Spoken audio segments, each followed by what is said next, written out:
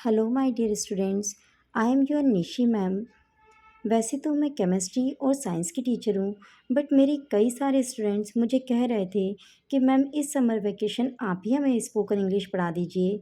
तो उन बच्चों को देखते हुए और जो दूसरे भी बच्चे हैं जो स्पोकन इंग्लिश की क्लासेस की फ़ीस को अफोर्ड नहीं कर पाते, उनके लिए एक यूट्यूब चैनल पर एक छोटी सी सीरीज़ लेकर आए हैं, जिसमें डेली के 5 to 10 मिनट्स के वीडियोज़ रहेंगे, जिन्हें पढ़कर आप घर बैठे ही स्पोकन इंग्लिश आसानी से सीख जाएंगे और ये आपको आगे की पढ़ाई के लिए, करियर के लिए बहुत हेल्पफुल होंगे।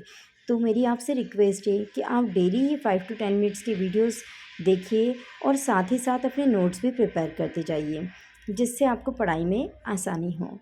तो विदाउट टाइम वेस्टिंग हम डे 1 से स्टार्ट करते हैं। बहुत सारी स्पोकन इंग्लिश की क्लासेस में मैंने देखा है कि टेंस से स्पोकन को स्टार्ट किया जाता है, बट टेंस का इतना लॉन्ग सिलेबस है कि उसे पढ़ते हुए ही पूरा 1 मंथ बीत जाता है और उसके बाद समर वेकेशन स्टॉप हो जाते हैं और बच्चों को अपनी स्पोकन की क्लासेस छोड़कर अपनी डेली की पढ़ाई में लगना होता है। इसलिए यहाँ पर टेंस से पहले मैंने कुछ बेसिक एंड इम्पॉर्टेंट वर्ड्स को डे 1 में इंक्लूड किया है, जिससे आप डे 1 से ही छोटे छोटे वर्ड्स, छोटे छोटे से सेंटेंस का यूज़ करके इंग्लिश बोलना स्टार्ट करेंगे। तो students, let's start with day 1, some basic and important words. First, we should learn about some demonstrative words. Demonstrative words way words होते हैं they show or point to people or a thing, जो किसी चीज़ को बताने के लिए, किसी people के बारे में बताना हो, किसी थिंग्स के बारे में बताना हो, किसी चीज़ को जब हमें शो करना होता है तो हम इन वर्ड्स का यूज़ करते हैं। डिमॉन्स्ट्रेटिव वर्ड्स 4 होते हैं। THIS दिस का मतलब होता है यह। THAT दैट मीन्स वह, यह हम वो के लिए भी यूज़ करते हैं। THESE दिस मीन्स ये। THOSE दोस मीन्स वे। यहाँ दिस, दैट, दिस, दोज, ये जो चारों ही वर्ड्स है डिमॉन्स्ट्रेटिव, इन्हें 2 पार्ट पर बांटा हुआ है। फर्स्ट है सिंगुलर एंड सेकेंड है प्लूरल। जब हमें सिंगुलर फॉर्म में यूज़ करना हो तो हम स्टार्टिंग के 2 वर्ड्स यानी दिस और दैट का यूज़ करेंगे। जब हमें प्लूरल फॉर्म के आगे कुछ यूज़ करना होगा तो हमें दिस और दोस का यूज़ करना होगा। अभी हम इन्हें और अच्छे से एग्जाम्पल से आगे समझेंगे। अभी हम देखते हैं दिस, दैट, दीज, दोस, इनका यूज़ यह, वह, ये, वे के अलावा पास और दूर के लिए भी होता है। पास और दूर के लिए किस तरीके से, ये अब हम समझते हैं। THIS this and THESE this, ये दोनों ही वर्ड पास के लिए यूज़ किए जाते हैं। उसी तरह से THAT that and THOSE those, ये दोनों ही वर्ड्स दूर के लिए यूज़ किए जाते हैं।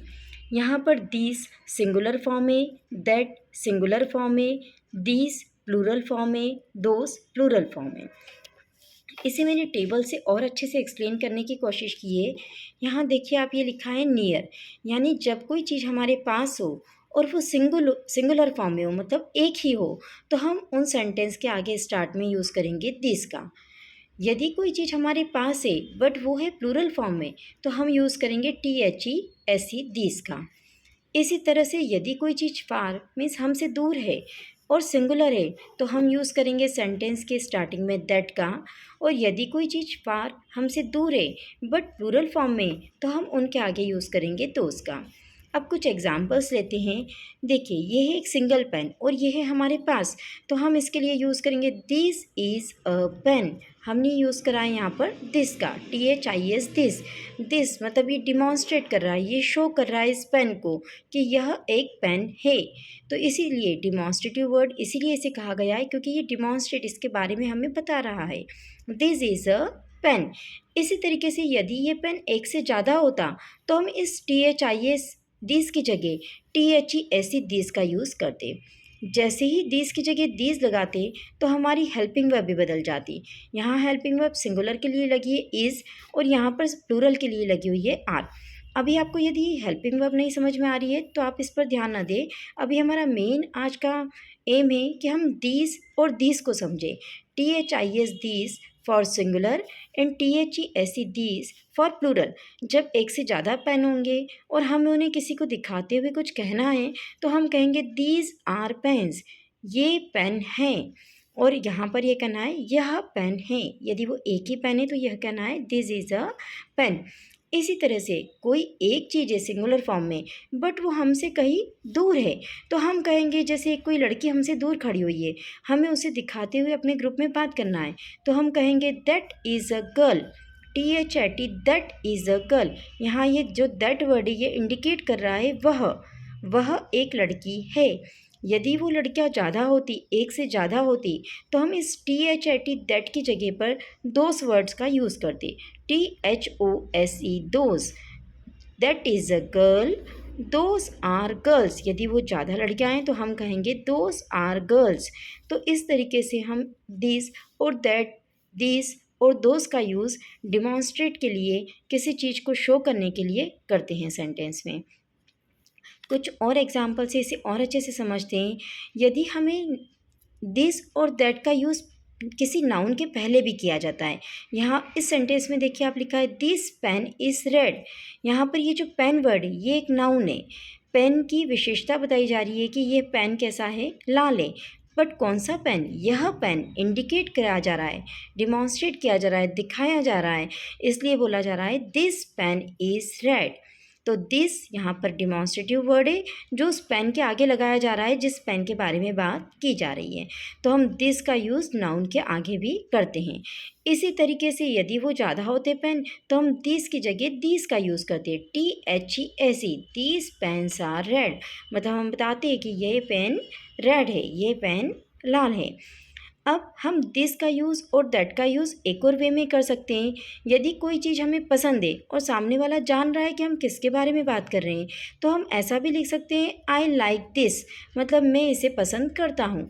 सपोज़ हम ग्रुप में आइसक्रीम खा रहे हैं, अब सामने वाले को पता है कि हमारे हाथ में आइसक्रीम है तो हम कहेंगे आई लाइक दिस। तो वो अंडरस्टूड है उसके लिए कि हम किसे डिमॉन्स्ट्रेट कर रहे हैं, उस आइसक्रीम के बारे में बात कर रहे हैं। और इसी तरीके से आई लाइक दिस, यदि हमारे हाथ में कोई ज़्यादा थिंग्स है और हम उसके बारे में बात कर रहे हैं तो हम लिख सकते हैं आई लाइक दिस। तो इस तरीके से भी दिस और दिस का यूज़ किया जाता है। तो यहाँ पर हमने दिस और के यूज़ देखे कि यदि हमें किसी पास या दूर की चीज़ को इंडिकेट करना है तो this, that, these, those plural form में यूज़ करना है। यदि किसी नाउन के बारे में इंडिकेट करते हुए बात करनी है तो उसके आगे भी हम दिस और दीज को लगा सकते हैं। यदि हमें किसी चीज़ के बारे में बात करना है जो सामने वाले को अंडरस्टूड है तो वहाँ भी हम दिस का यूज़ कर सकते हैं। अभी हम देखते हैं स्टूडेंट्स कि दिस का यूज़ और कब हम कर सकते हैं। व्हेन यू इंट्रोड्यूस समवन, जब आप किसी को किसी से मिलवा रहे हैं, जब आप किसी एक पार्टी में गए, किसी फ्रेंड्स के साथ घर पर गए और यदि आप आपके फ्रेंड्स को अपने पेरेंट्स से मिलवाना चाहते हैं तो आप इस तरीके से this is my friend Rohan, इस तरीके से भी मिलवा सकते हैं। तो यहाँ पर दिस का यूज़ किस लिए हुआ है, उस फ्रेंड को इंडिकेट करने के लिए जिसका नाम आप बता रहे हैं। तो आप बोल सकते हैं this is my friend Rohan. या फिर ज़्यादा फ्रेंड्स को मिलवा रहे हैं तो these are my friends Rohan and Meera. यदि आप दो या दो से ज़्यादा फ्रेंड्स को मिलवा रहे हैं तो उन दोनों के बीच में एंड लगा देंगे नाम के बीच में, और फ्रेंड के साथ क्या लग जाएगा, एस, क्योंकि प्लूरल है। और यहाँ पर दिस की जगह क्या हो जाएगा, दिस। ये दिस इंडिकेट करेगा कि हम ज़्यादा लोगों के बारे में बात कर रहे हैं और ये दिस इंडिकेट करेगा कि हम किसी सिंगल पर्सन के बारे में बात कर रहे हैं। इसी तरीके से दिस और दैट का यूज़ हम कॉल पर, टेलीफोन पर या मोबाइल पर किसी से बात करते हुए भी करते हैं। जैसे हम कहते हैं हेलो दिस इज़ अनवी, यानी कि हेलो मैं अनवी हूँ। हम जनरली कहते हैं आई एम अनवी, पर हम दिस का यूज़ यहाँ पर कर सकते हैं हेलो दिस इज़ अनवी, यानी कि मैं अनवी हूँ। इज़ दैट मीरा, हम इस तरीके से भी पूछ सकते हैं किसी का नाम, इज़ दैट मीरा, क्या वो मीरा है। तो दूर खड़ी है तो दैट का यूज़ हुआ है, और उसके बारे में जानकारी ले रहे हैं, उसे दिखाते हुए, उसे इंगली दिखाते हुए हम किसी से पूछ रहे हैं कि क्या वो मीरा है, तो यहाँ पर हम हेल्पिंग वर्ब को आगे लेते हुए दैट का यूज़ कर सकते हैं। इज़ दैट मीरा, यदि पास है तो इज़ दिस मीरा। तो इस तरीके से दिस और दैट का यूज़ आज आप अपने दिन भर की डेली लाइफ में जहाँ जहाँ पॉसिबल हो कीजिए, जिससे आपको दिस और दैट का कंसेप्ट बहुत अच्छे से क्लियर होगा।